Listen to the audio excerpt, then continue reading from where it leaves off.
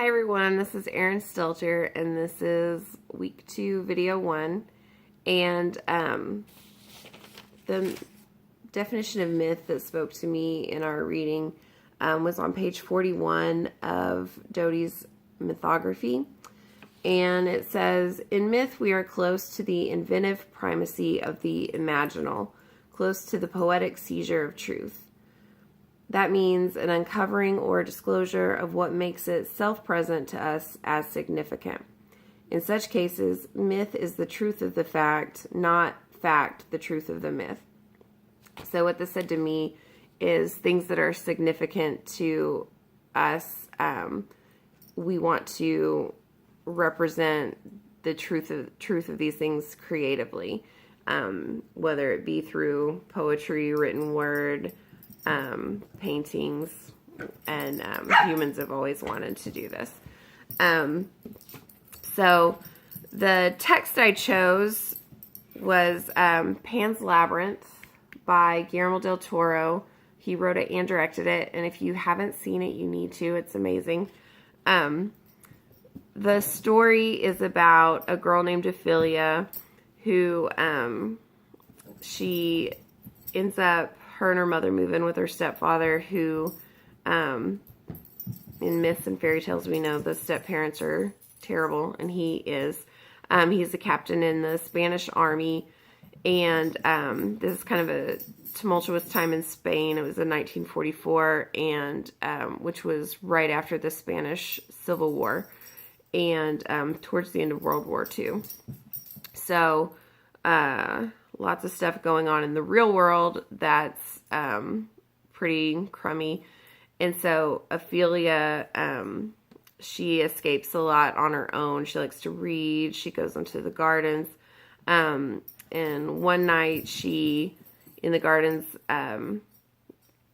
goes into a labyrinth and she meets a faun.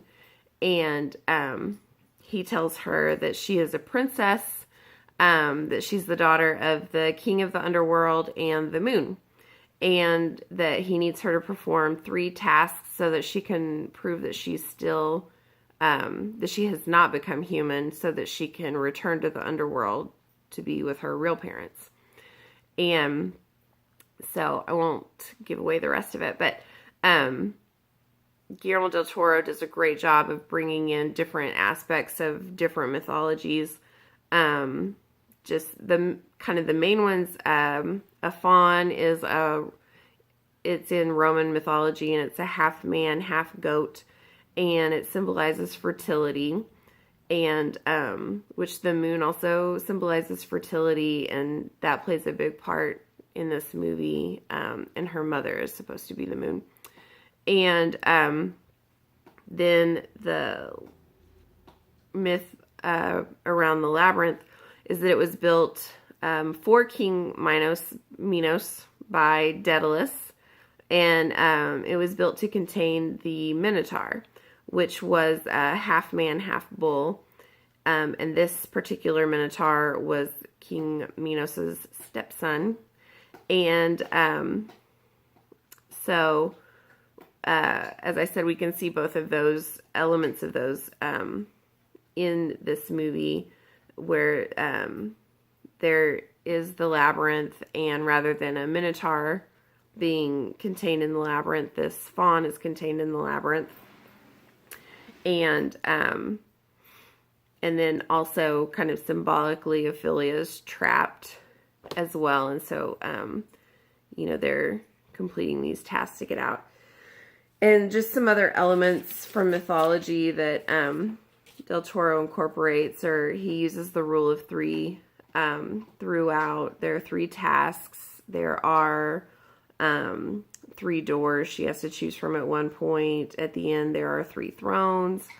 There are 3 fairies that kind of guide her along, and those are kind of her magical guides, which appear in a lot of mythology. And then just one extra little detail is there's a scene with a monster that kind of mimics a painting by a Spanish painter, Francisco Goya.